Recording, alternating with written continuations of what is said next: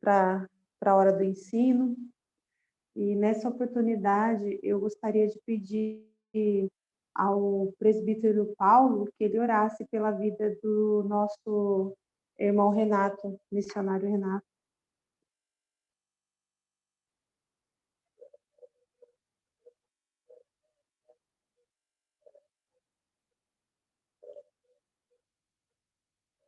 Presbítero Paulo?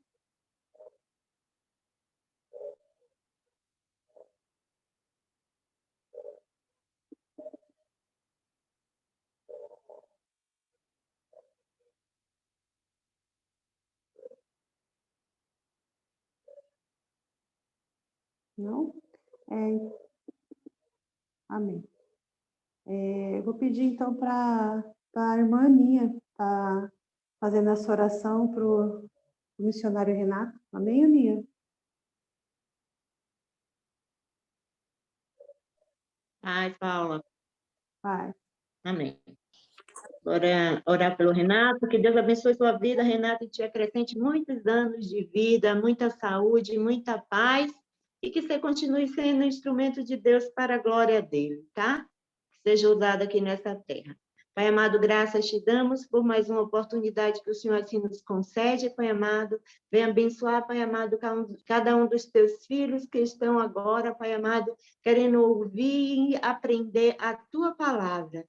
Sei com estas vidas, abençoa, Pai amado, abençoa o teu servo, Pai amado, e usa, Pai amado, com a unção do teu Espírito Santo, Pai amado, para que assim ele possa falar aos nossos corações e assim possamos viver e botar em prática. Que Deus abençoe cada um de vocês. Obrigado pela oportunidade.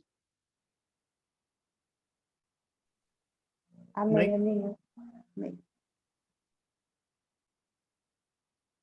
Amém, graça e paz, meus irmãos. Deus em Cristo abençoe cada um de vocês.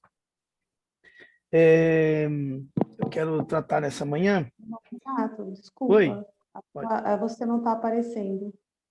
Espera só um momento aí. Está aparecendo já o slide? Sim. Está aparecendo o slide, né? Então tá bom. Tá. Todo mundo me escuta aí, né, irmãos? Eu acredito que todo mundo consegue me ouvir, né? Sim. Maravilha. Bom, o tema que eu quero tratar essa manhã, que Deus colocou em meu coração, é a solidão de Deus. Ainda que possa parecer um pouco absurdo, né, o título, solidão não é um estado de ausência de companhia. A solidão de Deus é o estado de autossuficiência que Deus tem, né? E eu queria fazer a exposição, uma breve leitura, do Gênesis capítulo 1, versículo 1, que diz que no princípio criou Deus os céus e a terra. E João capítulo 1, versículo 1, que diz no princípio era o verbo, e o verbo estava com Deus, e o verbo era Deus. A cronologia desses dois versículos na nossa Bíblia a Bíblia cronológica aparece assim, né? No princípio era o verbo estava com Deus, era Deus, e depois aparece no princípio criou Deus os céus e a terra, porque nós cremos que o princípio revelado nas Escrituras é esse de João, capítulo 1, versículo 1, onde fala exatamente o que a gente vai tratar hoje. Quero ler uma frase do Dr. A.W. Pink, que diz: a doutrina da soberania de Deus atribui a Deus Pai, Filho e Espírito Santo a glória que lhe é devida, colocando a criatura no correto lugar diante dele, no pó. Aqui a gente podia até abrir um parênteses para poder falar um pouco sobre trindade. A gente confunde trindade como uma soma, né, de três pessoas que dão um, né? Mas a trindade, eu tenho aprendido que a trindade ela é mais uma multiplicação. É 1 vezes 1 vezes 1 vezes 1 vezes 1 vezes 1, que o final é 1. Eu gosto de pensar assim, acredito que é uma maneira correta, bíblica, onde os três são um só. E diante dele, a soberania de Deus nos coloca diante do Pai, do Filho e do Espírito Santo, exatamente como nós somos, pó. É uma frase do Dr. Abraham Kuyper, que foi um político e um advogado cristão, alguém que eu gosto muito de ler, fazer a leitura, recomendo aos irmãos. Diz assim: somente Deus e nunca qualquer criatura possui direitos soberanos sobre o destino das nações, porque Deus as criou, as sustenta por seu poderoso poder e as governa por suas ordenanças. Vamos falar um pouco sobre eternidade passada. Engraçado que a gente está acostumado a ver tempo presente, passado e futuro, né? A gente não está acostumado a ver o tempo como eternidades, embora nós já sejamos eternos em Cristo, se é que a fé habita em nós. Eternidade passada é o tempo aonde o próprio Deus estabeleceu. Tem alguém com o microfone aberto aí, eu vou pedir para poder silenciar. Isso. A eternidade passada, aonde Deus vivia na sua magnificência. Houve um tempo, se é que se lhe pode chamar de tempo, em que Deus, na unidade da sua natureza, habitava só, embora subsistindo igualmente em 3 pessoas divinas. No princípio, que é Deus, Deus é o princípio de todas as coisas. Quando a Bíblia diz no princípio criou Deus, não está falando no tempo inicial, está falando no próprio Deus. Deus é o início de todas as coisas. No princípio, Deus, não existia céu, onde agora se manifesta particularmente a sua glória. Nesse princípio não existia a terra, que lhe ocupasse atenção. Não existiam os anjos, que lhe entoassem louvores, nem o universo para ser sustentado pela palavra do seu poder. Não havia nada, nem ninguém, senão Deus. E isso, não durante um dia, um ano ou uma época, mas desde sempre. Durante uma eternidade passada, Deus esteve só, completo, suficiente, satisfeito em si mesmo, de nada necessitando. É importante a gente saber que Deus esteve só, completo, suficiente, satisfeito em si mesmo e de nada necessitando, porque a gente vive num tempo onde as teologias, algumas das teologias apresentadas, elas colocam o homem como centro do motivo pelo qual Deus existe. É quase que dizer que Deus só existe por causa do homem, né? Ou que tudo que o Deus tem para fazer é o homem, como se o homem fosse o objeto único de tudo o que precisa ser vivido. E aqui a gente desmonta essa narrativa, deixando claro que Deus esteve só, completo, suficiente, satisfeito em si mesmo e de nada necessitando.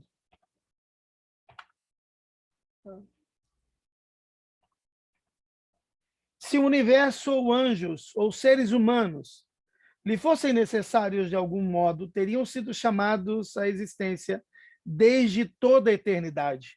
E é importante a gente entender que houve um tempo onde a gente poderia usar a escritura de Provérbios, que diz que Deus, como arquiteto do universo, o Eclesiastes, me perdi, como arquiteto do universo, ele traça exatamente o que ele vai fazer, ele planeja. Durante esse tempo que Deus está planejando, onde nada acontecia, se houvesse a necessidade de criar, eles teriam sido chamados nesse tempo. Ao serem criados, todas as coisas, nada elas acrescentaram a Deus essencialmente, ou seja, não é porque Deus criou que ele passou a ser poderoso, não é porque Deus criou que ele passou a ser Deus, não é porque Deus criou que agora ele tem uma função divina e santíssima, não. Ele não muda, pelo que essencialmente a sua glória não pode ser aumentada e nem diminuída. Deus não estava sobre a coação e nem a obrigação e nem a necessidade de criar qualquer coisa. Isso é importante a gente saber. Não houve em Deus nenhuma pressão, não houve em Deus nenhuma necessidade, não houve em Deus nenhum tipo de sentimento, nenhum tipo de envolvimento, senão o soberano propósito dele. Ele resolver fazer isso foi um ato puramente soberano da sua parte. Não foi produzido por nada alheio a ele mesmo. Não foi determinado por nada, senão pelo próprio beneplácito, já que ele faz todas as coisas segundo o conselho da sua vontade, como diz Colossenses. Malaquias 3,6 diz, porque eu, o Senhor, não mudo, por isso, vós, filhos de Jacó, vós, ó filhos de Jacó, não são consumidos. O fato de criar foi simplesmente para a manifestação da sua glória. Bom, mais uma vez eu reforço, a gente vive no meio cristão, onde a gente precisa ser valorizado, onde as pessoas querem ser valorizadas, onde Deus é obrigado a valorizar alguém, e a gente corre até alguns riscos. A gente costuma dizer que Deus está alegre. Eu lembro de minha mãe dizer que Deus se alegrava, Deus se entristecia quando eu fazia as coisas erradas, né? Isso também é impossível, porque nenhuma atitude minha pode aumentar ou diminuir a glória de Deus a ponto de fazê-lo mudar na sua essência, naquilo que já é o seu propósito estabelecido. Talvez você esteja perguntando, pastor, irmão Renato, por que eu tenho que orar, então, se Deus não muda a vontade dele? É porque orar a Deus é vontade de Deus. Deus quis que nós orássemos a ele, para que ele, através das nossas orações, através da nossa busca, ele revelasse aquilo que ele já preparou para nós. O fato dele nos criar manifesta a sua glória, e por isso a Bíblia diz, tudo que tem fôlego, diz o Salmo 100, louve ao Senhor, que no original significa manifeste a sua glória. Efésios 1:11 diz, nele eu digo, no qual também fomos feito herança, havendo sido predestinados conforme o propósito daquele que faz todas as coisas segundo o conselho da sua vontade. É uma pena que predestinação tenha se tornado um dogma na igreja, onde eu sou salvo e você não, ele é salvo e ele não, dando nome às pessoas. Salvação é algo estabelecido por Deus a todo aquele que crê, não ao Renato, ao Antônio, ao José, ao João, não importa o nome da pessoa, aquele que crer está predestinado a ser salvo. E aqui é um bom diálogo a ser tomado, né? Bom, a nossa obediência não dá nenhum proveito a Deus, né? Tem gente que acha que porque é obediente, Deus vai se sentir melhor, né? Obediência, não. No final de Romanos, capítulo 11, onde o apóstolo conclui a sua longa argumentação sobre a salvação pela pura e soberana graça, ele pergunta, né? O apóstolo Paulo ele faz essa pergunta, quem compreendeu a vontade do Senhor, a intenção dele? Ou quem foi o seu conselheiro? Quem deu primeiro a ele para que seja dele recompensado? Né? Por que Deus tem que me recompensar porque eu sou obediente? Ser obediente é a única coisa que eu posso fazer, uma vez que eu nasci para manifestar a glória de quem me criou só pela vontade dele. E isso já é motivo de muita alegria, porque eu poderia não ser criado. A importância disso é que é impossível submeter o Todo-Poderoso a qualquer obrigação com a criatura. Não é possível nós submetermos a Deus. Deus, eu estou orando e o Senhor tem que fazer. Eu não consigo submeter Deus a nenhuma obrigação para com a criatura. E também eu não posso dizer a Deus, olha, eu estou lhe obedecendo, olha, Deus, o Senhor está vendo a minha vida, Deus, olha para... Eu não existe esse argumento na mentalidade divina, porque ele não se vê obrigado a nada com a criatura. A nada em que sentido? Ele não se vê obrigado a dar nada além daquilo que ele já estabeleceu segundo o seu propósito para que todos nós estivéssemos com ele na eternidade. Então, tudo que foi possível ser feito dentro da possibilidade de Deus, que é impossibilidade para nós, para que nós sejamos salvos, já foi feito. A cruz é a revelação máxima disso. Como nós chegaremos à revelação da cruz? Isso também já foi providenciado, é a Bíblia, as Escrituras, a pregação do Evangelho. Como nós vamos justificar diante dos homens que nós entendemos isso? O nosso testemunho. O que é que Deus ganha com isso? Nada. Deus não ganha nada da nossa parte. Jó 3, 35, 7 a 8 diz: se você for justo, o que ele vai te dar? Ou o que ele receberá da tua mão? A tua impiedade faria mal ao outro como a você, e a tua justiça aproveitaria um filho do homem. Mas certamente não pode afetar a Deus, que é bem-aventurado em si mesmo. E aí, Lucas 17:10, Jesus olha para os discípulos e diz para eles: olha, quando vocês fizerem tudo o que foi mandado, você vai poder dizer: somos servos inúteis, porque fizemos somente o que nós devíamos fazer.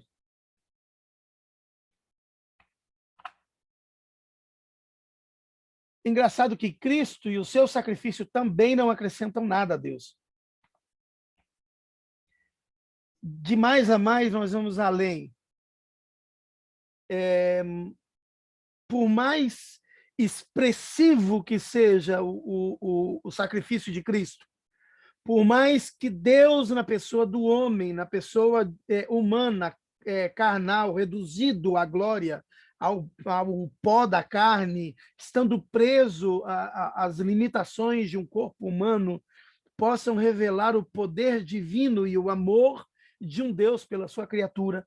Toda essa obra não acrescenta nada a Deus na sua essência. A glória essencial do ser de Deus não é aumentada, ela é revelada em Cristo. Então, quando Jesus morre, ele glorifica o Pai, ele não dá poder ao Pai. Pelo contrário, ele recebe poder do Pai, né? Nem pelo que ele fez e nem pelo que ele sofreu. É certo, é bendito, é gloriosamente certo que ele nos manifestou a glória de Deus, mas ele não muda a essência de Deus, mesmo se sacrificando em obediência a Deus. A própria obediência do Filho não dá ao Pai nada além daquilo que ele já é. Ele já é Deus. Ele próprio declara expressamente e não há apelação. Jesus declara e não há apelação, ele não apela na sua declaração. No Salmo 16:2, nós podemos ouvir a voz de Jesus dizendo: não tenho outro bem além de ti. A versão aqui usada pelo autor literalmente significa: minha bondade não te alcança. Tem uma passagem onde Marcos, que o jovem chega para Jesus e diz: ó, bom mestre, o pastor Stanley, umas 3 semanas atrás, ele falou sobre isso, que ninguém é bom, ó, bom mestre. Jesus responde: bom somente é Deus. E Jesus estava deixando para nós um legado de informações, de conhecimento, de revelação, de sabedoria, de espírito e de inteligência eterna, que Deus é bom. E tudo que ele estava fazendo é obedecer ao Pai. E isso não acrescentaria bondade em Deus. Isso só revelaria a bondade de Deus. Em toda a sua extensão, o Salmo 16 é um salmo sobre Cristo, a bondade e a justiça de Cristo, que alcançou os santos na terra. A glória declarativa e o nosso reconhecimento dela. Gente, até aqui, alguém tem alguma pergunta que queira fazer e nós consigamos responder? Tendo em vista que nós temos muitos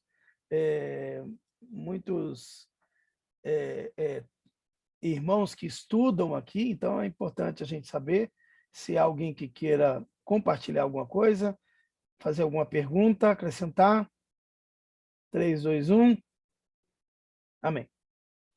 A glória declarativa e o nosso reconhecimento dela.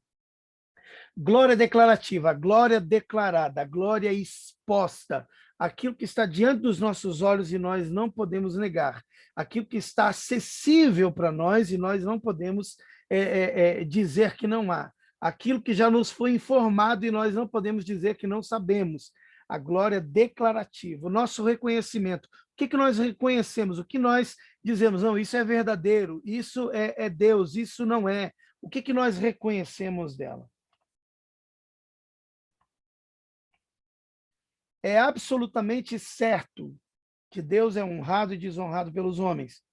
Não em seu ser essencial, mas em seu caráter oficial. É igualmente certo que Deus tenha sido glorificado pela criação, pela providência e pela redenção. Nós não contestamos isso e jamais faríamos isso. mas tudo isso tem a ver com a sua glória declarativa e com o reconhecimento dela. Todavia, se assim lhe aprovesse, Deus poderia ter continuado só, por toda a eternidade, sem dar a conhecer a sua glória a qualquer criatura.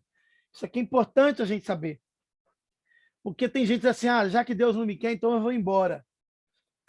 Deus não liga para mim, eu vou viver minha vida. Se Deus olhasse para mim, a gente tem algumas declarações que elas colocam o homem em uma situação tem alguém perguntando acerca do ato de jejuar. Eu vou responder, tá bom? Só um momento. Eu vou embora porque Jesus não quer saber de mim. Quantas pessoas a gente encontra no seio da igreja, fora da igreja, na rua, nas calçadas, que dizem isso? É importante a gente saber que a vontade de Deus foi criar o mundo com o propósito de salvá-lo. É Jesus dando a sua vida para ganhá-la novamente. Ele descendo da glória para subir para a glória novamente. É nós dando a nossa vida para alguém para ganhá-la. Jesus disse, quem quer ganhar a sua vida tem que perdê-la. Então eu tenho que estar preparado a perder a minha vida para ganhá-la em Deus. Eu não consigo ganhar a minha vida sem perdê-la. E aqui quero fazer um parêntese, que ganhar a nossa vida significa viver. Para mim, eu quero ganhar, eu quero ganhar a minha vida, então eu vou viver os melhores dias, eu vou ficar com a minha família, eu vou escolher os meus amigos, eu vou trabalhar, eu vou juntar dinheiro, eu vou fazer as coisas que todo ser humano faz, com o propósito de não ter nenhum tipo de problema e não me envolver com problemas alheios e não estar nem aí para o que muita gente vive. A proposta de Jesus é diferente, ela diz, olha, perde o seu tempo, perde a sua vida. Gaste o seu tempo com seu filho, perde a sua vida com ele, que você vai ganhar um homem a mais de caráter no mundo. Perde a sua vida com sua esposa, que você vai ganhar uma companheira fiel para o longo da vida. Perde a sua vida para o amor a outra pessoa, que você vai ganhar recompensa por isso. Quem perder a sua vida por amor de mim, faça tudo isso que você está destinado a fazer por amor de Deus, por amor de Jesus, que é a revelação máxima daquilo que Deus significa. Faz tudo isso que você quer fazer com o intuito de que Deus seja glorificado. Então, você perde a sua vida e aí sim você ganha ela eternamente. Fui perguntado sobre o jejum. O jejum não glorifica Deus, ele não acrescenta nada a Deus. O jejum, que muita gente pede, pastor, eu vou jejuar para Deus salvar uma pessoa, ou para Deus libertar alguém e tal. O jejum é uma prática pessoal. O jejum é uma prática pessoal. Eu jejuo para que eu entenda que a aflição, a angústia que a fome produz, a fraqueza que a carne produz, possa deixar minha mente a ponto de eu ser ministrado por Deus. O jejum não serve para uma outra coisa. Claro que ele vai me levar a orar mais por alguém. Então, através da minha oração e através de algumas orações, Jesus vai revelar a salvação para alguém por quem eu estou orando. Mas o jejum também não agrega nada em Deus. Deus não muda. A essência de Deus não é agradada ou insatisfeita porque nós jejuamos ou não jejuamos. Pelo contrário, nós é que nos afastamos mais de Deus quando temos uma vida não consagrada a Ele. Pronto. O que fizesse ou não, estou voltando a ler aqui o ponto número 2, tá bom, gente, do slide? Todavia, se assim lhe aprovesse, Deus poderia ter continuado só por toda a eternidade, sem dar a conhecer a sua glória a qualquer criatura. Que o fizesse ou não, foi determinado unicamente por sua vontade. Ele era perfeitamente bem-aventurado em si mesmo antes de ser chamado à existência a primeira criatura. Nós temos pregadores na atualidade de boa eloquência, mas de péssimas teologias, que têm colocado Deus como um obrigado a construir uma terra para mostrar o amor para um homem que só faz desonrá-lo. É importante a gente observar que Deus estava completo e bem-aventurado em si mesmo. Eis que as nações são consideradas por ele como a gota de um balde, e como o pó miúdo das balanças, eis que lança por aí as ilhas como uma coisa pequeníssima. Nem todo o Líbano basta para o fogo, nem os seus animais bastam para holocaustos. Todas as nações são como nada perante ele. Ele as considera menos do que nada. É como uma coisa vã. A quem, pois, fareis semelhantes a Deus? Ou com o que o comparareis? Isaías 14, de 15 a 18. Ele é o que está sentado sobre o globo da terra, cujos moradores são para ele como gafanhotos. Ele é o que estende os céus como cortina e os desenrola como tenda para neles habitar, que faz voltar ao nado os príncipes e torna vã os juízes da terra, diz Isaías 40, 22 até o 23. Quão imensamente diverso é o Deus das Escrituras do Deus do púlpito comum, disse a W. Pink. Oswald Chambers disse: doutrina sem dever é uma árvore sem frutos. Dever sem doutrina é uma árvore sem raízes. Até aqui, alguém quer acrescentar alguma coisa? Quer fazer alguma pergunta? O chat está aberto para eu poder responder. Você pode clicar no balãozinho aí e fazer uma pergunta, tá bom? Não há diferença entre o Antigo Testamento e o Novo Testamento. Tem gente que acha que tem essa diferença. E por quê? O testemunho do Novo Testamento não tem diferença do que vemos no Velho Testamento, só porque os dois têm o mesmo autor.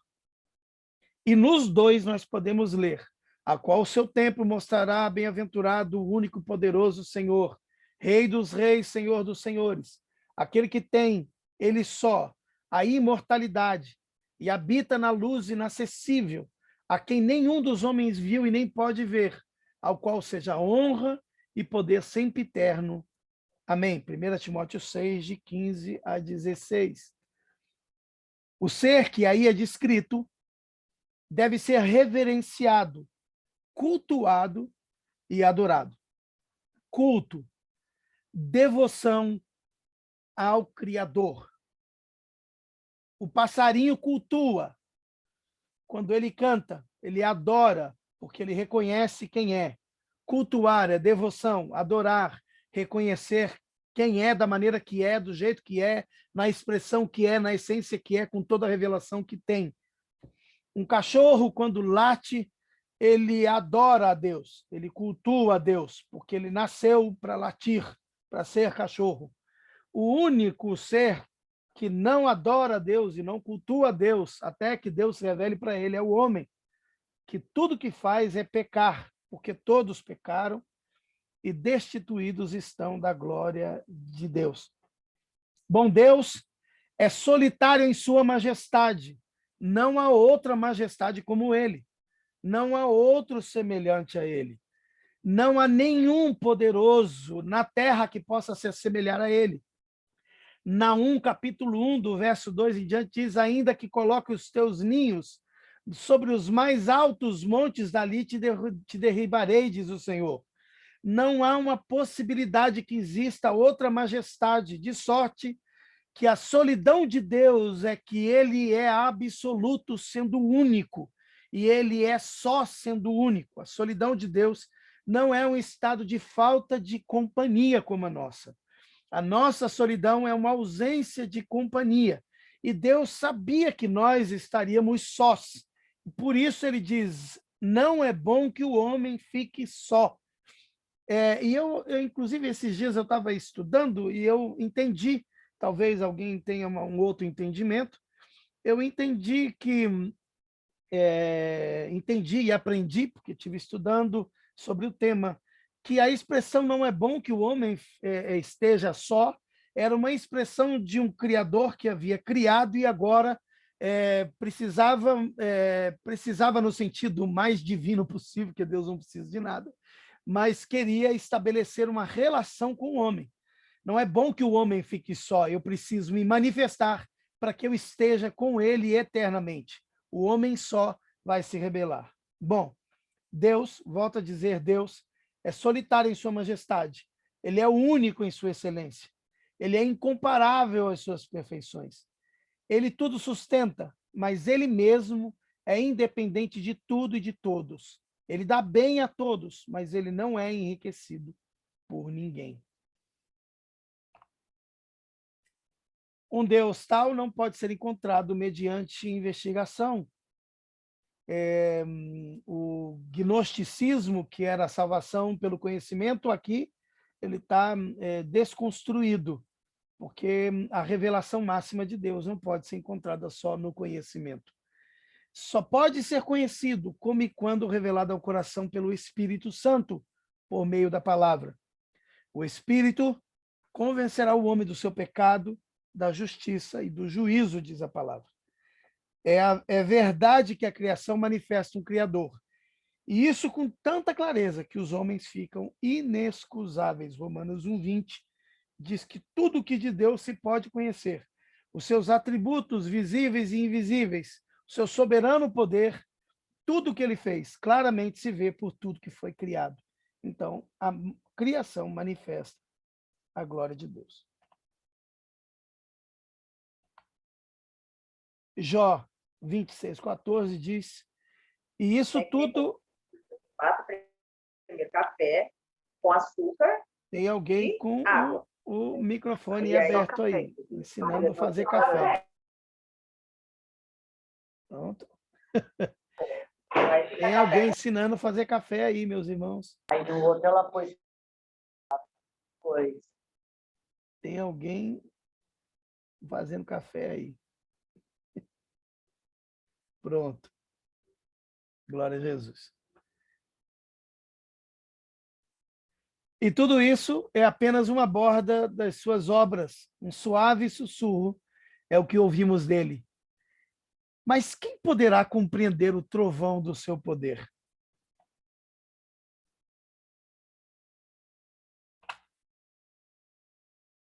O argumento baseado no desígnio, assim chamado, argumento apresentado por apologetas, bem intencionados, tem causado mais dano do que benefício, porque tenta baixar o grande Deus ao nível do entendimento finito, e com isso perde de vista a sua singular excelência. O intelecto não pode conhecer a Deus.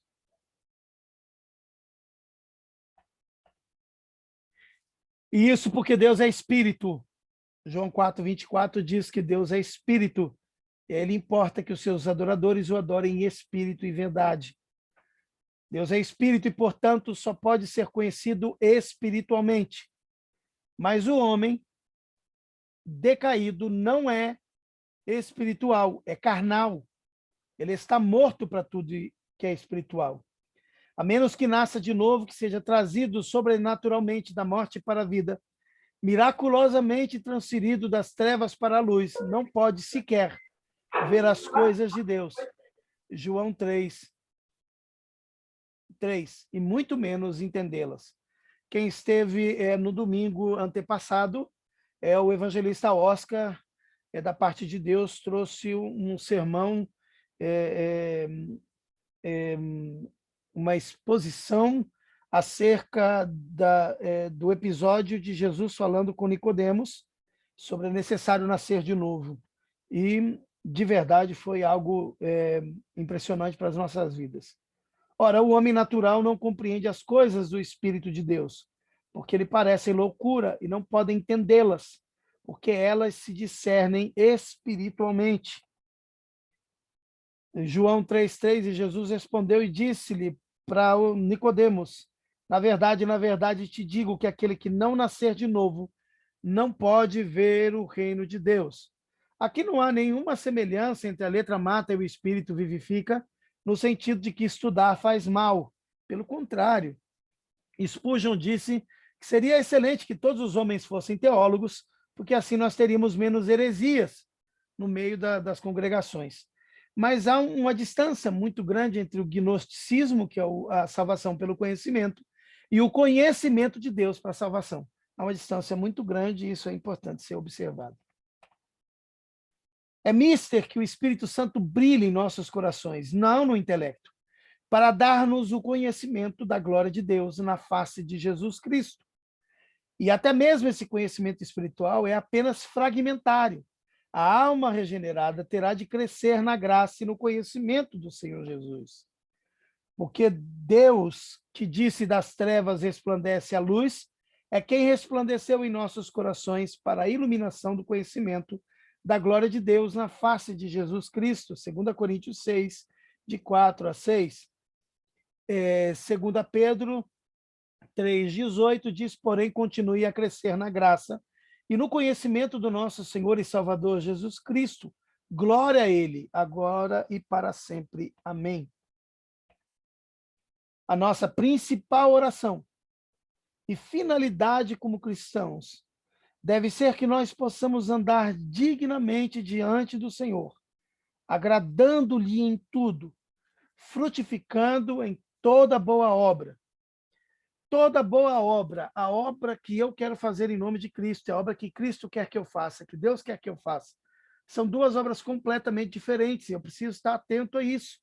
Existe a obra que eu quero fazer, sobre a legenda de que Deus mandou fazer, e tem a obra de que Deus exatamente me mandou fazer. Deus me mandou pregar o evangelho a toda criatura. É ordem de Deus aos seus discípulos. Se eu sou discípulo, essa ordem me alcança. Como eu vou fazer isso? É uma estratégia que deve ser buscada em Deus. Quando isso deixa de ser obra de Deus, quando eu começo a fazer tudo isso sem a direção de Deus, eu gosto de pensar que a vocação ela não traz nenhum tipo de desconforto a quem é vocacionado. Muitos eleitos não estão vocacionados à obra e isso traz um desgaste maior. Crescendo no conhecimento de Deus, será aperfeiçoado pela santificação que o Espírito Santo produz no coração do homem, tendo sempre o interesse de aprofundar-se nas Escrituras e, de fato, fazer aquilo que Jesus fala para os fariseus: olha, examinem as Escrituras, porque elas testificam de mim e porque vocês pensam em ter nela vida eterna. É lamentável que muita gente, que muitos de nós, que algumas vezes nós deixemos de lado o interesse pelas Escrituras e nos alimentemos de qualquer outra coisa, porque crescer no conhecimento de Deus é mostrar para nós mesmos que nós não sabemos nada acerca nem de nós e nem dele. E isso vai tornar-nos um ser humano mais idêntico ao original. Alguém que precisa estar com Deus para ser quem Deus quer que a gente seja. Eu vou abrir para perguntas, se alguém tiver alguma pergunta.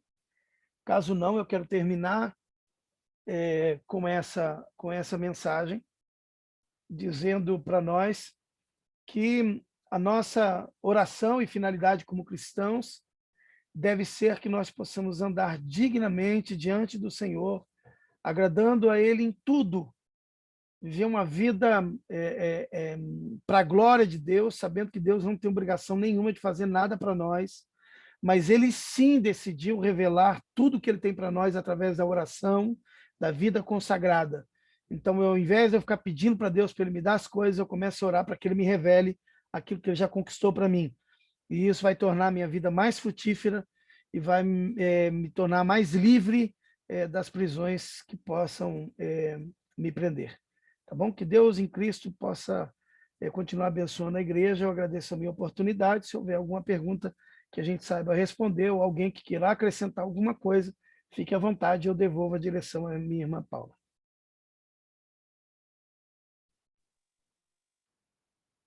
Amém. Deus abençoe, continue te abençoando, irmão Renato. Alguém gostaria de fazer uma pergunta ou fazer alguma colocação? Tá? Fique à vontade.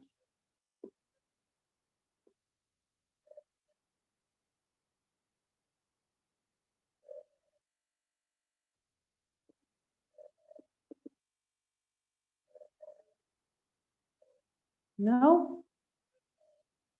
Bom,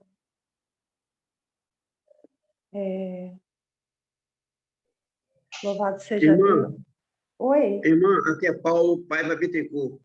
Eu gostaria de colocar as palavras da leitura divinas, de grande propricidade para todos nós aprendermos e conhecermos o que Deus realmente quer que nós façamos.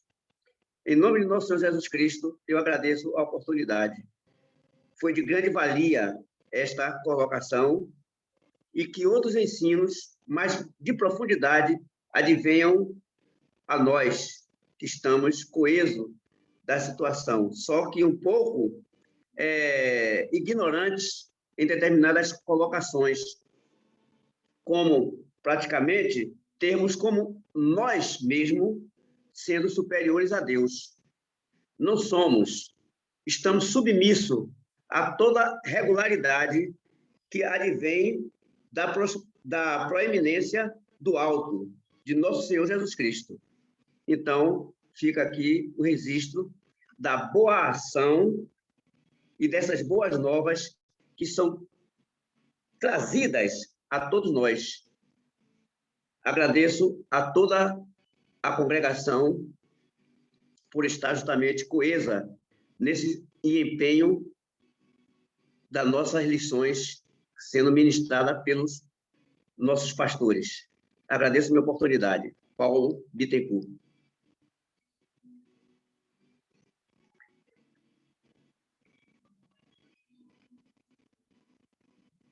Obrigada. Amém, irmão. Irmão Renato, gostaria de falar alguma coisa? Eu agradeço aí a participação dos irmãos. Eu gosto de pensar que a profundidade ela precisa ser dosada e as doses precisam ser homeopáticas, né? A gente tem a dor de cabeça e se tomar um vidro de pirona pensando que a dor de cabeça vai passar imediatamente, você pode correr um risco de sofrer um mal maior, né? Tem uma quantidade de gotas que você precisa tomar, né? E creio que Deus tem direcionado a profundidade da igreja de acordo com os passos que a gente pode dar. E isso, com certeza, é bênção para nós. Amém. Alguém mais gostaria de fazer alguma colocação, uma pergunta?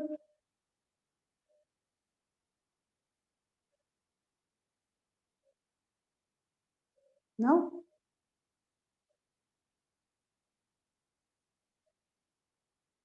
Amém.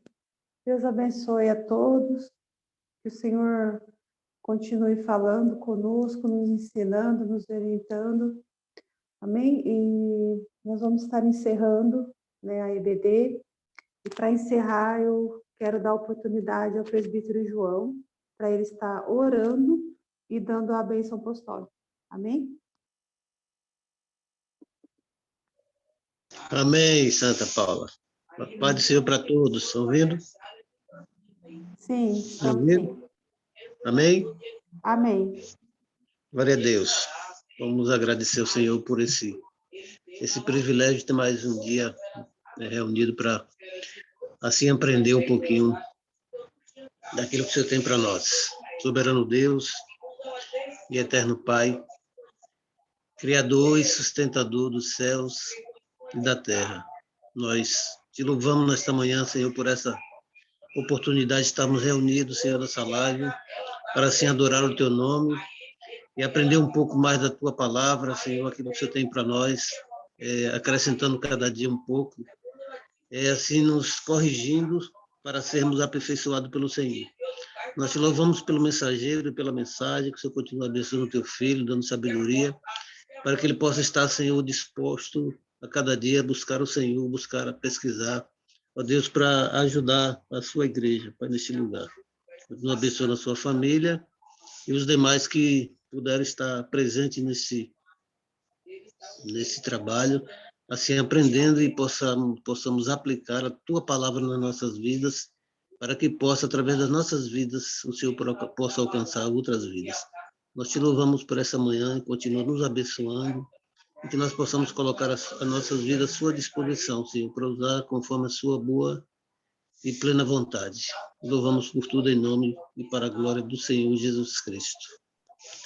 Que o grande amor de Deus, nosso Pai, a comunhão e consolação do Espírito Santo de Deus e a graça do Senhor Jesus possa nos alcançar. Aqui e até a eternidade nós te louvamos em nome do Senhor Jesus. Amém. Amém. Estamos abençoados em nome de Jesus. Amém. Só lembrar aos irmãos que eu vou disponibilizar no grupo da igreja o PDF da lição de hoje, para que os irmãos possam ter e estudar em casa também, tá bom? Ok, garoto. Muito bem. Pastor Rigonato só está se escondendo aí, é? Pastor Não é, Rigonato? rapaz? Ficou caladinho, rapaz. É, só ouvindo. É uma autoridade dessa aí. Você, Lineu, faz o favor de aparecer aí. Senhor, eu não digo de abrir. Em silêncio eu já estou errado, viu?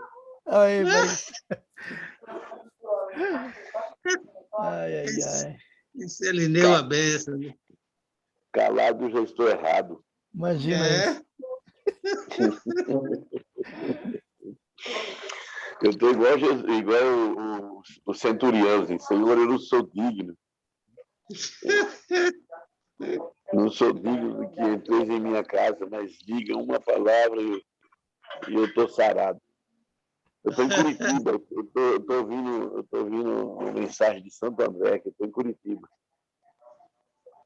Aleluia. Glória a Deus, meu pastor. Essa saúde. Graças a Deus, eu não sou digno de exigir melhor. Eu pensei que você ia passar aqui para comer um bolo, mas aí eu lembrei que o senhor não está aqui e não vai ter bolo hoje. Pois é. Agora você me deixou em situação difícil, hein? Só tem bolo se eu tiver aí. Não, é porque é aniversário meu. Hoje eu estou fazendo 47 anos. Ah, parabéns. 47 anos? 47 hoje. Eita, que idade bonita, hein? Estou novinho, pastor. Quem me dera, hein? 47. Essa criança nasceu hoje. Pois é, 47. Parabéns, irmão. Parabéns, irmão Renato. Deus abençoe. Amém, querida. Obrigado. Te abençoando. Ótimo dia a todos, irmãos. Tchau. Paz, irmão. Saudações ao irmão Marcos. 47 para 72 dá quanto? Deus do céu, vai fazer quanto uma hora dessa?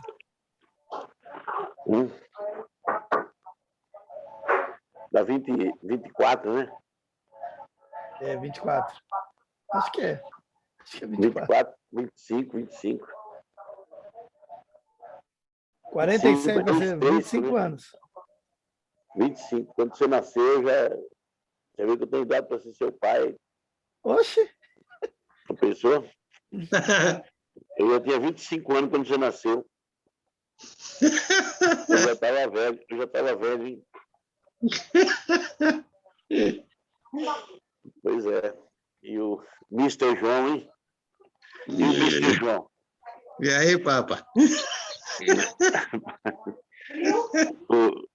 Eu sou Stanley Rocha, eu vi Stanley Rocha aqui. Ele já desapareceu, né? Agora é trabalhador. Aí, Marcelo?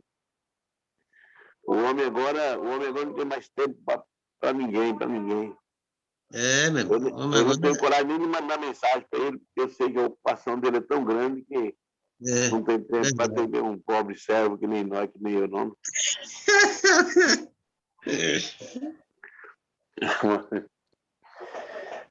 Meu filho. Ô, Iva, como é que foi o casamento de Tiago? Ivana está lá em Maceió. Eu tô vendo aqui o nome do Stanley aqui, ó.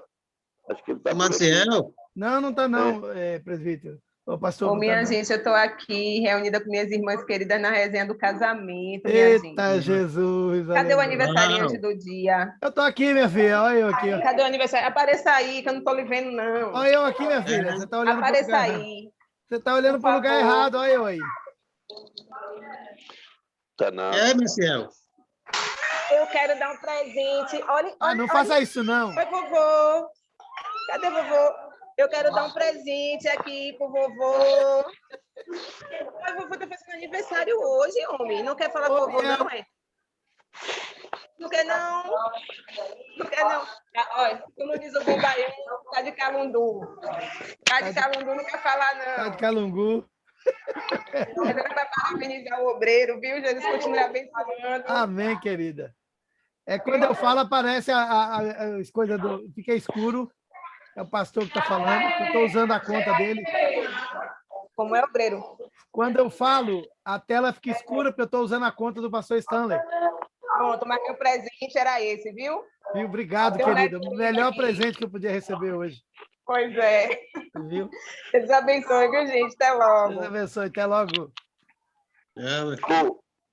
O pastor Stanley não está, então, na live? Não, ele não está não, pastor Rigonato. Ele pediu para eu poder ministrar a escola bíblica e aí ele me cedeu a conta. Ué, mas Aí você está me vendo pelo celular e eu estou falando pelo computador. Então, mas eu não estou entendendo. Por que eu estou aqui perto dele, ele está a 200 quilômetros de mim aqui. Uhum. Não, ele deve estar trabalhando, então. Ele deve estar trabalhando, né? Uhum. Com certeza. Ele deve estar em serviço. É porque dava para participar, ué, né? Eu acho que é por causa do trabalho mesmo. Trabalho. O trabalho dele, né, não deve ser muito fácil, não, hein? Ele lidar com, acho que, 200 homens, parece que é, né? É muita carga, viu? O cara leva o ouro, mas lá tem que largar o couro, né? Faz parte.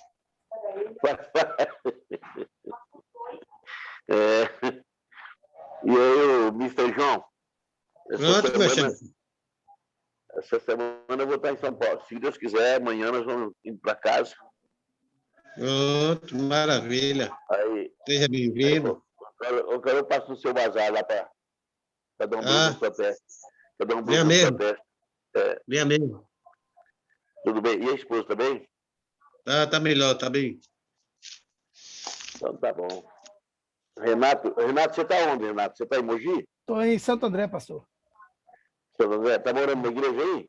Tô aqui na base missionária. Ah, tá. Tá bom. Tá em casa. Estamos aí, para a glória de Jesus. Assim que eu chegar, a gente marca logo para tomar um café junto aí. Tá bom, meu pastor. Fica com Deus, viu?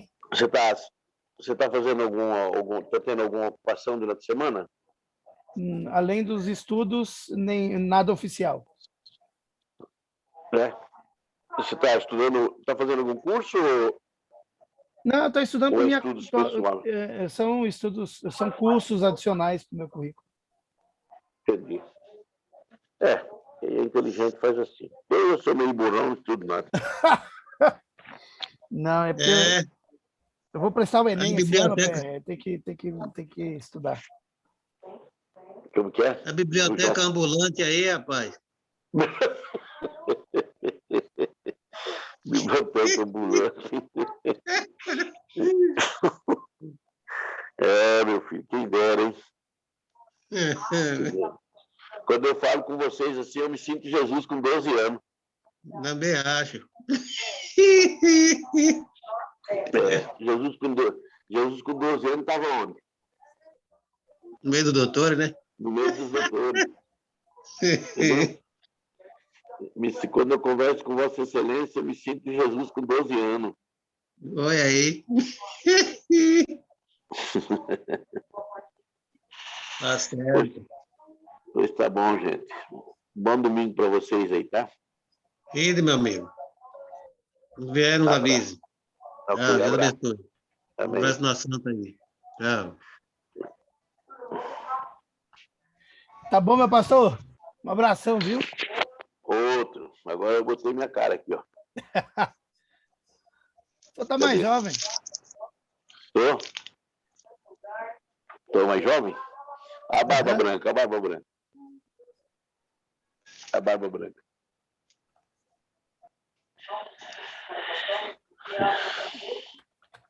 Deus os bendiga. Amém. Olha aí, muchacho.